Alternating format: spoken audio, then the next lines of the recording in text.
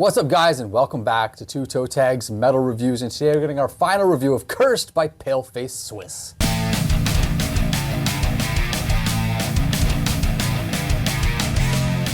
So our first album review of 2025 happens to be Paleface Swiss, which was one of our most highly anticipated albums from last year. We reacted to all the singles, loved them all. Hatred was track of the year for me, just lots of good stuff. We had good first impressions, so we spent a week with the album. Listened to it a lot. It's 28 minutes long, and when there's an album that short, we've said this before, we have concerns because of how much we play them. Albums like that tend to get repetitive. I'm curious to know what TV Fish thinks, but I'm just gonna say for me, so through the week it didn't get repetitive for me, which I thought was very surprising. Because 28 minutes, usually I get fatigue on that like halfway through the week. I think this album has a degree of range and diversity that helped it prevent from sounding like it was repeating itself. And I think that really went a long way for this album. And they did a good job at diversifying their sound amongst the album and putting the breaks in at the right spots. Right? So the perfect example is having Enough at track number 5, right in the middle of the album. The song that essentially starts up as a rap, a horrorcore type of style. And then the band comes in and it turns into, you know, a new metal, new core, deathcore, whatever type of thing, right? Which is kind of this band's vibe. Very new metal-y, very deathcore-y, blends those two genres very well. And this whole album is kind of a testament to that. I feel like it's another part of the new core movement of the 2020s. Exactly. For sure. Exactly. So yeah, having that song there was really nice. And then after that, you get more, you know, the crazy stuff. And then, we talked about this before, but ending with the ballad, River of Sorrows, I thought was also a fantastic idea, and we thought that in our first impressions, and I still think that right now. It's just such a great way to end the album. And even having Love Burns before that. Love Burns is an interesting song because it's got a dual tone to it in and of itself, similar to Enough, where it's not really a half and half thing, but there's a lot of softness to the song and a lot of hardness to the song as well. Yeah, and they marriage very well. In the ending. Like with Enough, it starts out as a rap and then it gets crazy. With Love Burns, it kind of starts crazy and then like flipped. Has the melodic ending. Exactly, but even when it's crazy, you have melodic singing in the background, so there's like, it's nicely packaged, it's nicely put together, and just the placement of the tracks on this album, very, very well done. I'm gonna just reiterate the first track, which was is just like an interlude type of thing. We kind of commented on it last week. It became a skip track for me. I mean, sometimes I wasn't paying attention and it would just play through. But anytime I was like, you know, by the next skip button, I would hit it. Because you hear it once, you're good. You don't really need to hear this over and over again. I mean, when it comes to an intro track like that, I think if you do it right, you wouldn't be skipping it.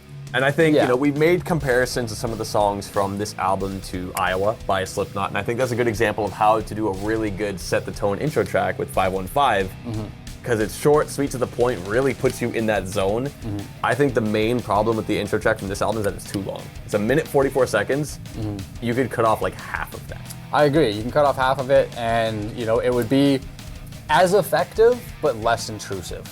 Yeah, because I do think it does set up the tone as it's going. It does. I just think it goes on for too long because when I hear that song, I'm like, can we get to Hatred? Yeah, cut a minute off, make it 45 seconds, and I'm good. I don't need to skip it. Exactly. Like I think it does a good job at setting the tone. It's just too long, which is funny because this album is already really short. So we're asking you to cut something out. Yeah. So some songs and parts that kind of spoke to me through the week and that were highlights for me. I'm just kind of start at the top. I'm not going to talk about Hatred because I kind of went over that already. But End With Hope You'll Be Damned is a song that grew on me quite quickly. I really love the little exhale he does at the beginning, just before he starts. It's so good. He does a couple little kind of like Disturbed style type of thing a few times. And the part where he says, I bitch. Yeah. Love that. And then there's a nice tempo change in the song too, which is really cool. And you know, I really appreciate when bands it's a pretty straightforward song, but you have those little things in there, ad-libby type of things that make it sound fresh and unique and gives it personality, which is something we're always striving to find when we're listening to stuff. Enough, the rap song. So I have a bit of mixed feelings on it. I really love that they did it. I love the placement on the album, like I said. I don't like the rap that much. I feel like to me, when I think of rapping, I think of, not all the time, but mostly rhyming. Like clever wordplay and clever rhymes. There's none of that in here. He's just spewing off some shit, Yeah. which is fine. It sounds okay. One of my favorite things about it, though, is his accent. I really like the fact that you can hear his accent through his words, and it gives it a uniqueness, and it makes it sound like its own thing. I think that's a big thing about Zelly in general, is that you really see the accent come through, so it gives it kind of a unique spin. But on top of that, he's good at doing all the crazy deathcore growls, but then there's more to it when he starts rapping like this. Exactly. He's a well-versed vocalist, for sure. Yeah. And then also the melodic stuff on top of that. And just to bring the Slipknot comparison out again, because it's gonna happen. This band's you could tell where their influences lie, let's just say that. Yeah. But when the heavy part picks up in enough, you have samples that are very similar to samples you've heard in Slipknot, and there's DJ scratching as well. So they're pulling out all the stops, right? Yeah. To kind of capture that sound. They capture that sound, and it doesn't feel like a copy that it's like, oh, this is just that again. It's like, wow, this is influenced by that, but it's cool, it's fresh, and this is, more of the stuff that we would enjoy from Slipknot. Exactly. And just one more song I want to talk about before I pass the floor, and you could talk about your favorite tracks, is Youth Decay. Youth Decay was one of my higher rated tracks at the very beginning on our first impressions, and it still is. This song is sick. I love it. Starts with a sick drum intro. I love that this song is almost genre splitting in and of itself, because it's kind of new core-y, but it's got thrash elements and mellow death elements in it as well, especially the solo, which I thought stood out because it starts off like a thrashy solo, and then the second half goes into a melodic bit. One thing that shocked me is it's the least played song on the album on Spotify, other than the intro track. But out of all the songs, this is the least played, and I'm like, wow, people are sleeping on Youth Decay. I think they are, yeah. Yeah, so overall, pretty good. One more thought. Don't You Ever Stop was the dud for me. Track number 4. That's the song that I kept trying to like, and just nothing really stood out to me, and it just kept coming and going, and it really just didn't do anything for me. Yeah, I totally just, sorry to interject here. I had a brain fart, and when you were talking about And With Hope You'll Be Damned, what I mentioned, that's from Don't You Ever Stop, so I kind of had a bit of a mix-up. Whoops, but yeah, that was the moment from that song that I thought was cool. But okay. I do agree with you. Otherwise, it is kind of a come-and-go song. But that one part is cool. Okay, as I pass the floor to you, I want to know your thoughts on My Blood on Your Hands, because we had a brief talk about this through the week, and you were a little bit unsure of how you felt about that song. So what's your stance on it? My Blood on Your Hands, it's like the issue, and I brought this up to you, what is it supposed to be? Because this song is under 2 minutes long. It kind of starts with this chant with the stomping and clapping, which is really, really cool. And then the band comes in the second half, and they got this thing, and then it just kind of ends, and then Love Burns starts. And I'm not sure, what is this song trying to be? Is it trying to be a transition track? Is it trying to kind of thread a story through the last 3 tracks? Because in terms of the music videos, those last 3 tracks told a story. And it kind of feels like they all go together in terms of the kind of lyrical content and the story there. But then it just kind of feels like, how are these supposed to mesh together when they just feel like 3 completely separate songs? But My Blood on Your Hands, it's like, what is it trying to be? So the way I saw it was similar to the intro track to the Kublai Khan album, Supreme Ruler. Oh! That kind of thing, where it's a song, but it's short and it almost feels incomplete. Yeah. I feel like this was that kind of thing. Yeah, but the Kublai Khan example, though, that is an intro track, so it's kind of like an amp you up kind of thing. This is okay, is it kind of amp me up to I don't know. But this is the intro to a trilogy. Think about that. That is true. It is kind of like a similar way of kind of introing something like with the Kublai Khan album. Yeah. But it's just not at the start of an album. That's a good point. Now, I'm saying this, but I don't dislike this song. I think it's really cool and unique. I just feel like it kind of was confused as to what it wants to be. The croak in there is amazing. Like I said, I just said I'm confused. What is this song supposed to be? But I still like it. I still think it's really cool. I just personally maybe would have tweaked aspects about it.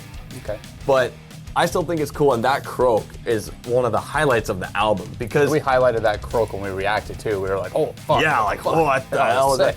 And it's funny because it's we have I don't want to complained or shit on, or whatever, however you want to say it, about a lot of the vocal Olympics that happen in deathcore. Specifically, even with a croak. We talked about that. A lot of them feel really try hard. This one didn't. This one, what made this one so cool is that it was a croak that was gurgly. So it's kind of like he's doing this croak, but it's like, what the fuck was that? Yeah. What was that sound he made? And Who was the one that did one we laughed at? Was that CJ? There was CJ, yeah. So it's like, that's how you do, this is how you do a croak. CJ, take notes. Yeah. I kind of go back and listen to that again. It made us laugh, audibly laugh out loud when we heard it. So, and I was thinking about it too. I'm like, this croak is amazing. It's like, man, CJ. Nailed it. So, yeah, like that, love that. I was just kind of confused because I feel like maybe you split. Like the way that I'm kind of trying to think about it, kind of just like doesn't matter anymore when I think of it with the example that you made with the Kublai Khan thing. Because I'm like, that does kind of make perfect sense. Because I love that album. It was on my top 5 last year. So it's like, yeah, you're right. It does kind of work. Also, another thing to consider is we're basically treating it like a binary. Is it a song or is it a transitional track? Maybe it's neither. Maybe it's something new. Maybe it's something else. It's just a thing. Bands don't have to fall into a pocket like that. They can create new things and stuff like that. So that's kind of how I saw it. I was thinking of maybe like kind of just having some kind of a bit more of a coherent transition from the second half of My Blood on Your Hands into Love Burns, but it doesn't really matter because, the same kind of concept I loved on Exhibition of Prowess. So, yeah, you're right.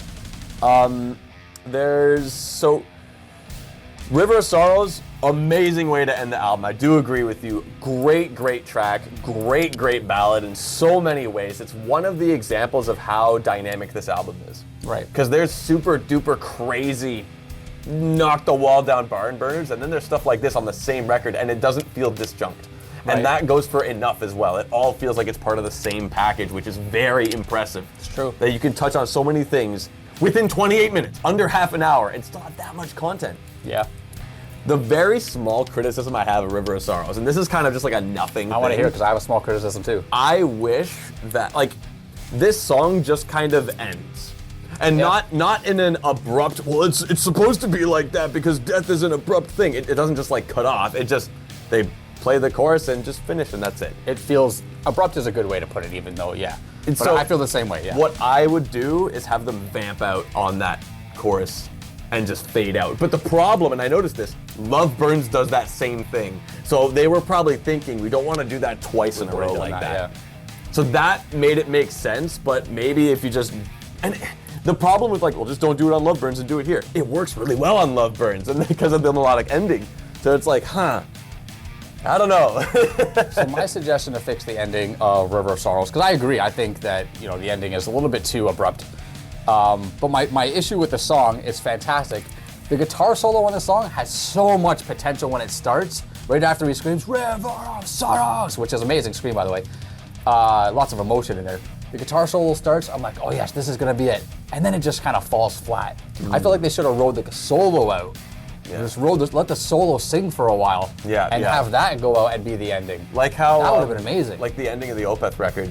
Yeah. The Last Will and Testament. Like that solo, it just lets it go, and it's one of the most beautiful endings. Yeah, it's like that would have been an amazing way to end this album. Just kind of cap it off, and it would have been sweet. So but that's honestly small gripes, to be honest. I was a little disappointed in the solo. Like I said, it had so much potential when it started. You can hear the emotion in those strings, and then it just kind of goes, oh. That's just how I felt listening to it. It just, it is what it is. The songs that I enjoyed from last week, I still thoroughly enjoy.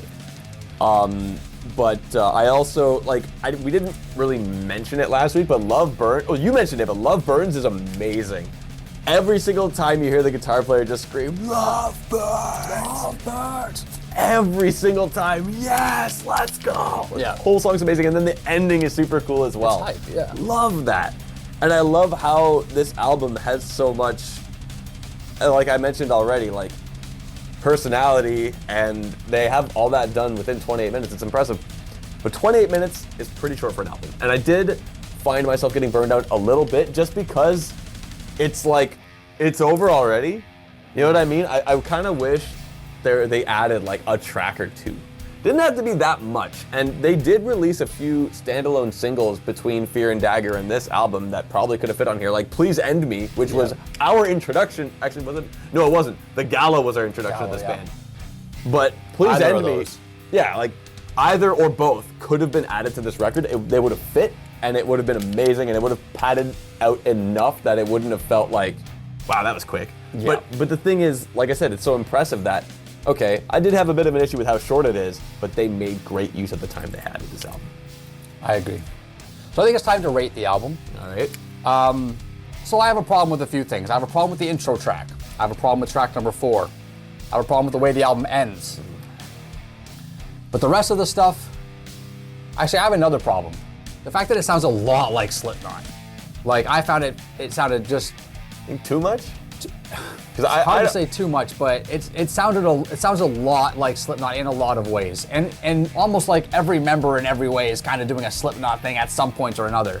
But even just vocally, the ad-libbing and stuff, like I said, you could tell where their inspiration comes from.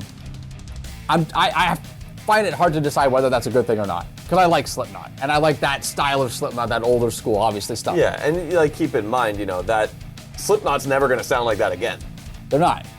But what I'm thinking about with this album is, does it sound enough like its own thing? And I think it does. I think this really does carry itself in its own right, and I think the biggest testament to that is the vocals of Zelly because of his accent. I really love his accent. And when he's clean singing, and even when he's rapping and stuff, you can really hear that come out. And that to me is what makes me go, yes, this is its own thing. Yeah. It's not a Slipknot ripoff, it's its own thing. Get your inspirations where you get them, that's great. So 28 minutes long. I listened to this album almost 60 times this week, which is quite a lot. That's quite a bit. Almost 8 full listens per day. And I had a great time with it. It's gonna get my toe tag. Nice. So, I said what I said about the album and the issues that I kind of ran into throughout the week. I didn't listen to it as many times as you did. I did about like 23, so like a third of the amount of times that he did over the week, because I did find a little bit of moments of burnout. However, there are so many cool creative moments. There are so many cool, interesting parts. The awesome songs are awesome. There's barely anything on this album that I really kind of wasn't into. Like the title track, or not, I keep thinking about title track. There is no title track. Intro track, I don't know. But everything else is either enjoyable or awesome. It's gonna get my toe tag as well. Wow, first album of the year getting 2 toe tags. First album of the year, first new release of the year. This is probably the earliest new release that's probably received 2 toe tags. Yeah, I mean, it dropped on January 3rd, so you Yeah, can't really, there's not much room to come earlier than that. Not much. And I mean, that breaks, like the last time we gave a new release 2 toe tags, I think was like April of last year. Yeah, it's been a while. It's been a drought, but hey, that means this year started off with a bang. That's true. Anyways, guys, that's it for this review. So leave your thoughts down below and let us know what you guys think of this album after a full week of listening. Did you get burned out on it, or did you enjoy it as much as we did? Let us know down below. Subscribe if you guys are new to the channel. I'm Vile Self. I'm TV Fish. We'll see you guys in the next one.